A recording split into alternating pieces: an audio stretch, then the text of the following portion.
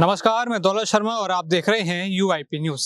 एक बड़ी खबर मैं आपके सामने यहाँ पर पढ़ने जा रहा हूँ, जिसमें पेंशन भोगियों के साथ कितनी बड़ी क्रूरता यहाँ पर सरकार करने जा रही है। पहले आपको खबर पढ़ के सुनाऊंगा, फिर मनोज जी हमारे साथ मौजूद हैं, उनसे इसके ऊपर कई कड़े सवाल पूछेंगे कि ये क्रूरता क्या जो पेंशन भोगी हैं, क्या वो डिजर्व करते हैं, क्या वो उनके लायक हैं, क्या वो जो 8वें कमीशन की बात की गई है ये क्या है, किस पेंशन के तहत ये बात की गई है, ये सब आज जानेंगे। सबसे पहले मैं आपको बता दूं कि केंद्र में सत्तारूढ़ भाजपा नित एनडीए सरकार द्वारा 8वें वेतन आयोग की सिफारिशों के लाभों से 31 दिसंबर 2025 तक पेंशन प्राप्त करने वाले पेंशन भोगियों को पेंशन संशोधन से वंचित कर दिया गया है, यानी उनसे ये अधिकार छीन लिया गया है, जिसको लेकर करोड़ों पेंशन भोगियों में केंद्र सरकार की तानाशाही पूर्ण फैसले के खिलाफ एक आक्रोश की लहर अब दिखाई दे रही है। यानी एक बड़ा आक्रोश सरकार के खिलाफ पेंशन भोगियों की आंखों में है। और अब इस पूरे मुद्दे को तहत से जानेंगे। थोड़ी और खबर मैं आपको पढ़ के सुनाऊं जहां से आपको क्लैरिटी हो कि आखिर ये क्रूरता है कैसी। यहाँ पे राज्य कर्मचारियों के देश के प्रमुख संगठनों ने जो है इनके खिलाफ बात की है। आपको बता दें कि उन्होंने कहा है कि ये पेंशनर के साथ क्रूर मजाक है और वो उसकी घोर निंदा करते हैं। मनोज जी के पास चलते हैं। मनोज जी, ये जो मैंने खबर अभी पढ़ी, ये क्रूरता, ये मजाक पेंशन भोगियों के साथ, ये पेंशन कौन सी है, ये 8वां कमीशन क्या है, उससे पहले 7वें और 6ठे कमीशन की क्या सिफारिशें थी, क्या ये पूरा मामला था, थोड़ा समझाएं। देखिए, सबसे पहले तो आपको समझ में आना चाहिए कि देश में कई तरह की पेंशन स्कीम्स चल रही हैं। एक पेंशन स्कीम होती है जो कि सरकारी कर्मचारियों के लिए होती है, और एक पेंशन स्कीम ऐसी है जो गैर सरकारी कर्मचारी कह लो या अर्ध सरकारी कर्मचारी के लिए कह लो। जो सरकारी कर्मचारियों के लिए जो स्कीम होती थी वो सरकारी पेंशन स्कीम होती थी, उसको हम ओपीएस कहते थे।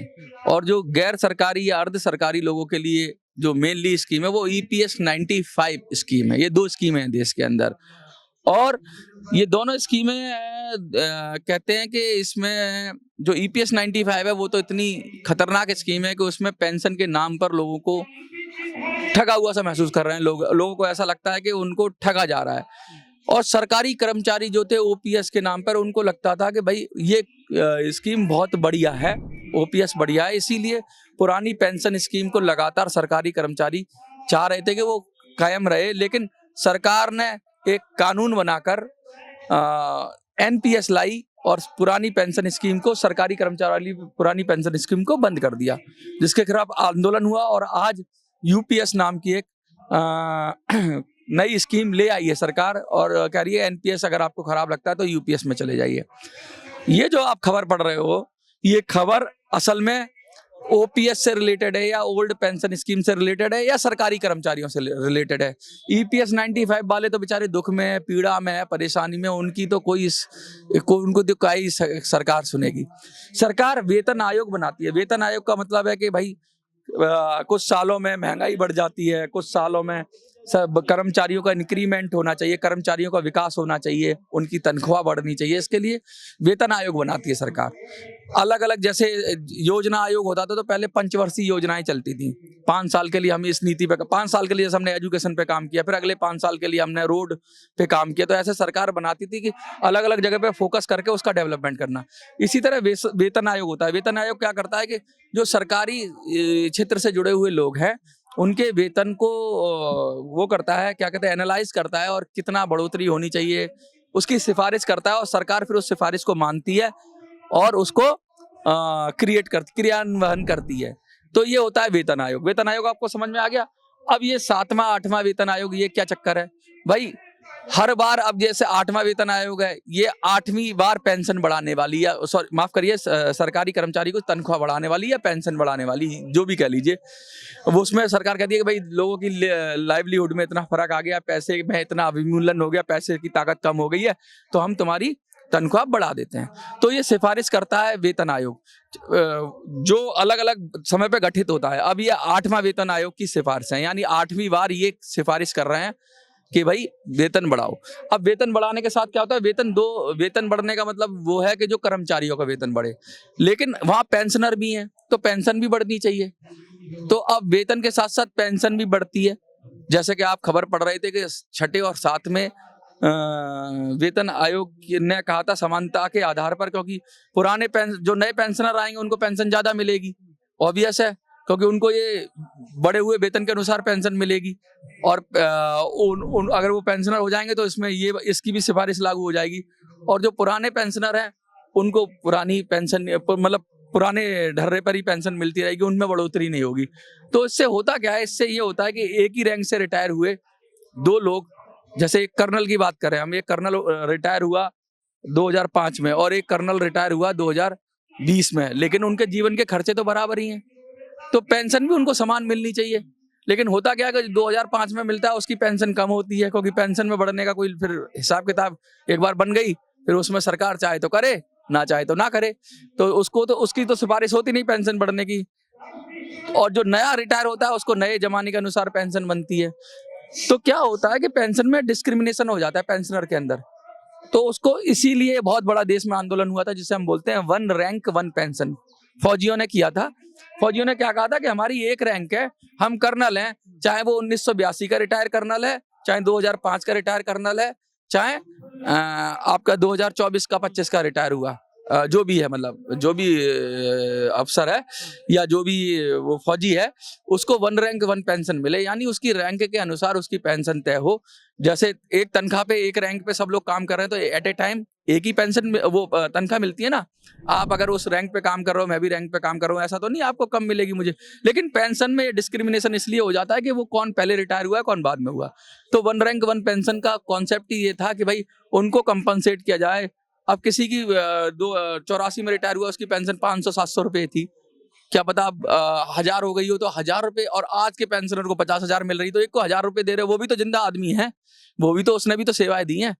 तो कहने का मतलब है वन रैंक वन पेंशन की बात हुई। तो क्या करते हैं कि ये समानता के लिए ना अक्सर वेतन आयोग की सिफारिशों को पेंशनर को भी दे देते हैं। जैसे कि इसमें खबर में आपने पढ़ोगे आगे, तो 6 और 7वें में सरकार ने सिफारिशें कुछ मान लेती है, जिससे भाई पेंशन भी थोड़ी बढ़ जाए। पेंशन बढ़ने से क्या होता है कि पुराने वालों को भी रिलीफ मिल जाता है, नए युग के साथ कोप कर लेते हैं वो। वरना ऐसा थोड़ी ना कि 60 साल 40 साल अगर पेंशन लेता है कोई, 30 साल पेंशन लेता है, तो 30 साल में कितना पेंशन तो उतनी रहती है, और महंगाई सब चीज बढ़ जाती है। तो ये जो वेतन आयोग की सिफारिशें हैं वो सरकार अक्सर उसमें जोड़ लेती है पेंशनर के साथ भी। है तो वेतन आयोग की, लेकिन पेंशनर को भी उसमें रिलीफ दे देती है और उनको भी पेंशन बढ़ा देती है। हुआ क्या है कि अब की सरकार, बीजेपी सरकार ने कहा कि नहीं, अब नहीं बढ़ाएंगे हम, इस बार हम पैसे नहीं बढ़ाएंगे। तो मतलब यही होगा कि 2000 दिसंबर बता रहे हैं कुछ आप तारीख, 2025 से पहले के जो रिटायर्ड है, यानी जो पेंशन जो पहले रिटायर हो गया, उसकी नहीं बढ़ेगी। 8वां आयोग की सिफारिश उसको नहीं मिलेगी, तो उसके बाद वालों को मिलेगी। तो बाद वालों को तो वो मिल ही जाएगी सैलरी में। तो पेंशनर को असल में बेनिफिट नहीं मिला इस आयोग से। मैं तो कहता हूँ पेंशनरों को लिए एक अलग आयोग बना दो, जो हर बार 5 साल 10 साल में पेंशनर, जो जैसे अभी 25 के एंड तक रिटायर होंगे, उनके ऊपर तो बड़ी ये वो होगी ना। हाँ, उनको मिल जाएगा, थोड़े से लोगों को मिल जाएगा, तो विंडो छोटी हो गई ना। मतलब अगर लाखों लोग रिटायर होंगे या हजारों लोग रिटायर होंगे, उन्हीं को मिलेगा। उनको नहीं मिलेगा, ये तो कैंसिल करी गई ना। नहीं, जो 2025 के बाद जो होंगे उनको मिलेगा। तो अभी तो रिटायर हो रहे हो तो नहीं मिलेगा, अभी जैसे रिटायर हो गए तो नहीं मिलेगा। लेकिन अगर अभी रिटायर नहीं हुआ तो वेतन तो बढ़ेगा ही, वेतन तो बढ़ेगा ना आपका, वेतन बढ़ के पेंशन बन जाएगी, सरकार का ये लॉजिक है। लेकिन मैं ये कह रहा हूँ कि पेंशनर के लिए भी कोई, जैसे वेतन आयोग है, पेंशनर आयोग क्यों नहीं, कि वो हर बार एनालाइज करे, दुनिया को देखे कि अब उस समय जो पेंशन थी उसमें इतने खरीद सकता था ये सामान, अब कितना पैसा चाहिए उसी सामान को खरीदने के लिए। तो ये तो सही तरीका हो गया पेंशनर के लिए।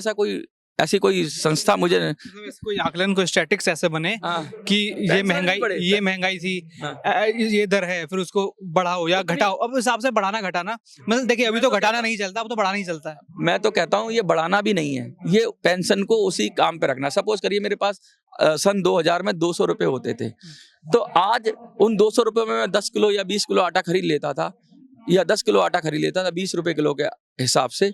तो क्या आज मैं वो 10 किलो आटा खरीद पाऊंगा 200 रुपए में? मैं उस समय 200 रुपए पा रहा था, तो आज तो मेरा वो पैसा कम हो गया ना। तो आप बढ़ा नहीं रहे हो, मुझे उसी स्थिति में कायम रख रहे हो। मैं ये कह रहा हूँ कि आप ये कहते हो कि पेंशन बढ़ा नहीं दी है आपने, पैसे की कीमत कम कर दी है, इसलिए पेंशन बढ़ाना जरूरी है। पेंशन उतनी दे दो जितना रिटायरमेंट के समय उसको मिल रही है, तो उस मतलब उसकी मूल्य उतना रहे तो कोई दिक्कत नहीं। तो ऐसा कोई आयोग बनना चाहिए, ऐसी कोई व्यवस्था होनी चाहिए जिससे पेंशन भी जब रिटायर होता है आदमी जितनी उसे मिलती है वो सदैव के लिए उतने ही पैसे में उतनी चीजें खरीद पाए, इतना पैसा उसे मिलता रहे। कैसे मिलेगा ये सरकार तय करे। आप ये बात कर रहे हैं कि भाई करोड़ों लोग हैं, कर्मचारी हैं जो चिल्ला रहे हैं कि परेशान हो रहे हैं कि हमारी तो पेंशन बढ़ी नहीं। अब सरकार ये कह देती है भाई कि ऐसा है, तुम्हारी जिम्मेवारी थोड़ी ना है हमारी। अब पेंशन बढ़ाते रहेंगे तो सरकार पर बजट पे खर्चा आएगा, फिजिकल डेफिसिट की बात करने लगते हैं, बहुत सारी बातें करने लगते हैं कि इतना ज्यादा सकल घरेलू घाटा जो कहते हैं, क्या बोलते हैं उसको हिंदी में, वो बढ़ जाएगा क्योंकि पेंशन पे ही सारा खर्च चला जाएगा, डेवलपमेंट कैसे करेंगे। तो भैया आपने 60 साल तक किसी आदमी को काम कराया और उसे फिर पेंशन दे रहे हो तो आपकी जिम्मेवारी है वो क्या करेगा। या तो उसे काम में ले लो 60 साल के बाद, वो जो काम कर सकता है। ऐसा है बिल्कुल बेकार तो नहीं हो जाता आदमी 60 साल के बाद, तो आप पेंशन देते ही क्यों। मैं कह रहा हूँ उसको सैलरी दो, उसको थोड़ा कम सैलरी दो, उसको लगाए रखो अपने साथ काम में, तो आपका पेंशन का जो व्यय है। असल में क्या है, ये 60 साल पे अच्छे खासे आदमी को भी रिटायर करके बाहर निकाल देते हैं जो काम करने लायक होता है। फिर तो वो मांगेगा ही ना, वो कहाँ जाएगा। पूरी जिंदगी तो एक तरह का काम करता रहा, उसी में एक्सपर्टाइज है। अब कोई तेजस हवाई जहाज बना रहा था, या कोई कहते हैं सरकारी कर्मचारी बाबू था, सरकारी फाइलें कर रहा था, अब वो उसे कहाँ वो एटमॉस्फेयर मिलेगा, उसी की दक्षता उसी में है। वो काम वो कर सकता था, लेकिन जबरदस्ती तुमने उसको बाहर कर दिया कि उस काम से आपको विमुख कर दिया, काम का अधिकार छीन लिया। मैं तो ऐसा कहता हूँ। तो वो तो पेंशन मांगेगा, तुम दो, तुमने निकाला है तो तुम दो, भुगतो। अगर ज्यादा पेंशन हो रही है तो ज्यादा खर्चा हो रहा है पेंशन का, तो उसको भी भुगतो। अगर आदमी 100 साल जी रहा है तो 100 साल को भी भुगतो। अरे तुमने उसका जीवन लिया है, या फिर उससे काम कराओ। तुम क्यों नहीं बढ़ाते हो काम करने की सीमा। तुम 70 साल तक कहो। जब हमारे प्रधानमंत्री 75 साल पे भाग दौड़ के पूरे देश को चला सकते हैं, तो कर्मचारी को क्यों तुम रिटायर कर रहे हो और फिर पेंशन देते हो। फिर कहते हो पेंशन बढ़ गई है, पेंशन का खर्चा बढ़ गया। अबे भाई तुम क्यों रिटायर कर रहे हो। मोटी बात ये। दूसरी बात ये, एक आदमी जब जिसका हो जाता है, सरकार का हो गया, सरकार को उसने दिल जान सब कुछ दे दिया, अपना खून पसीना अपना जीवन दे दिया। अब सरकार का काम है, ऐसा तो नहीं है कि अब उसके बुरे टाइम में, उसके बुजुर्ग वाले टाइम में तुम हाथ छोड़ दोगे उसका। ये तो वही बात हो गई, जो नालायक बच्चे होते हैं उससे कहते हैं कि नालायक बच्चों को, आपको पता है ना कि जब जिंदगी में माँ बाप पढ़ाते हैं, बड़ा करते हैं, और जब उनका थोड़ा सा बुजुर्ग हो जाते हैं, जब वो असमर्थ हो जाते हैं काम करने के लिए, कहते हैं ये तो बेकार है ना, अनाथ आश्रम में छोड़ दो। यही करते हैं ना वो, यानी अनाथ आश्रम में छोड़ दो।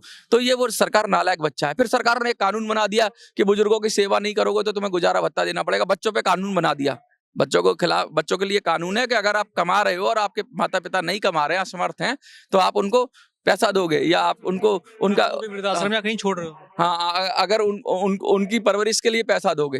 ठीक है, ये कानून बनाया ना सरकार ने। सरकार अपने खिलाफ क्यों नहीं कानून बनाती कि तुम्हारे साथ काम किया, बुढ़ा हो गया, तो तुम तो बच्चे हो ना, तुमने कमाई खाई है उसकी पूरी जिंदगी, तुमने उसको उपयोग किया है। अब तुम उस बच्चे को क्यों नहीं पाल रहे, उस बुजुर्ग को, अपने माँ बाप को क्यों नहीं पाल रहे हो। ये सरकार के माँ बाप है जो बुजुर्ग रिटायर हो रहे हैं, तो वो नाराज तो होंगे ही होंगे। असल में क्या इस देश के अंदर कहता है अंधी सरकार, ये पॉलिसी पैरालिसिस है। पॉलिसी पैरालिसिस क्या है, आपने एक ऐसा ब्लंडर कर दिया है, आपने ऐसा ब्लंडर क्रिएट कर दिया है, एक सब पैराडॉक्स बना दिए हैं आपने, सब उल्टा सीधा आपने निर्णय लिए हैं। सामान्य में रिटायरमेंट जैसा कोई सिस्टम होता नहीं है सामान्य जीवन में। वो जो आदमी जब तक करना चाहे तब तक कर सकता है, उसके काम का अधिकार ये होना चाहिए कि जब तक वो काम करना चाहे, सामर्थ्य है। एक उद्योगपति अपनी चलाता रहता है इंडस्ट्रीज, जब तक उसको चलता है। रतन टाटा कब तक अपना चेयरमैन बने रहे, कोई उम्र सीमा थी।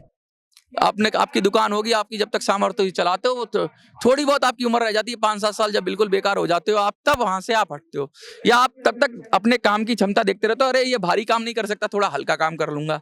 आप कहीं ना कहीं सक्रिय बने रहते हो। इसलिए आप देखोगे अक्सर कि पेंशनर से बेहतर वो होते हैं जो काम में लगे होते हैं, जिनको कोई पेंशन नहीं मिलती, जो अपना काम कर रहे होते हैं, वो ज्यादा जवान होते हैं। वरना तो सरकारी कर्मचारी 60 के बाद ही अपने को बुद्धा समझने लगता है। यहाँ तो 60 में लोग शादियां करते हैं, 60 साल के लोग अपनी जिंदगी फुलश जीते हैं, क्योंकि वो काम कर रहे हैं, उनको कोई टेंशन नहीं है। ये जो सरकारी कर्मचारी होता है, या जिसको 58 साल पे उसको आप बुजुर्ग कर देते हो, उसको एकदम बीमार कर देते हो, उसके अंदर दिमाग में तनाव दे देते हो, वो एकदम खड़ा हो जाता है कि अब तो शायद उसको ये लग जाता है कि अब मैं किसी काम का नहीं रहा हूँ, तो वो क्या पेंशन पे तो जिएगा। परजीवी तो आपने बनाया, आपकी पॉलिसी ने परजीवी बनाया। क्यों बना रहे हो पॉलिसी पैरालिसिस है ये।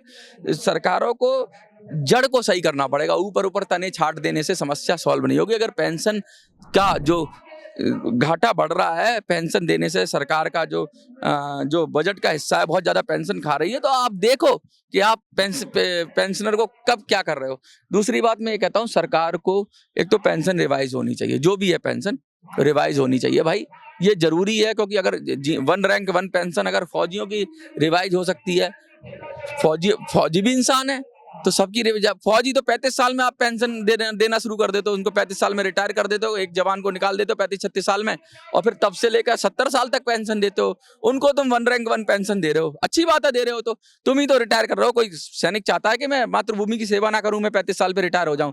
सीआरपीएफ में करते हैं ना 50-60 साल तक काम करते हैं, 58-60 साल तक काम करते हैं। तो आप लगाओ दूसरी जगह पे उनको लगाओ, क्यों आप पेंशन के लिए आप खुद ही तो तुम कहते हो, खुद ही तो ब्लंडर क्रिएट करते हो, खुद ही इतना सारा बनाते हो और फिर रोते हो। भैया पॉलिसी तुम्हारी प्रॉब्लम है, तुम्हारे बुद्धिहीन है सारे आईएएस, तुम्हारे मंत्री सादे बुद्धिहीन है, तुम्हारा थिंक टैंक बुद्धिहीन है, जो आपको इतना सरल सा गणित नहीं समझ में आ रहा। किसी बनिए से सीख लो, किसी उद्योगपति से सीख लो, किसी किसान से सीख लो कि भैया कैसे जीवन चलता है, कब तक काम करना होता है, वो भी बता देंगे। कौन आया और कह के मर गया कि 60 साल के बाद काम नहीं करना है, 60 साल के बाद आदमी बेकार हो जाता है।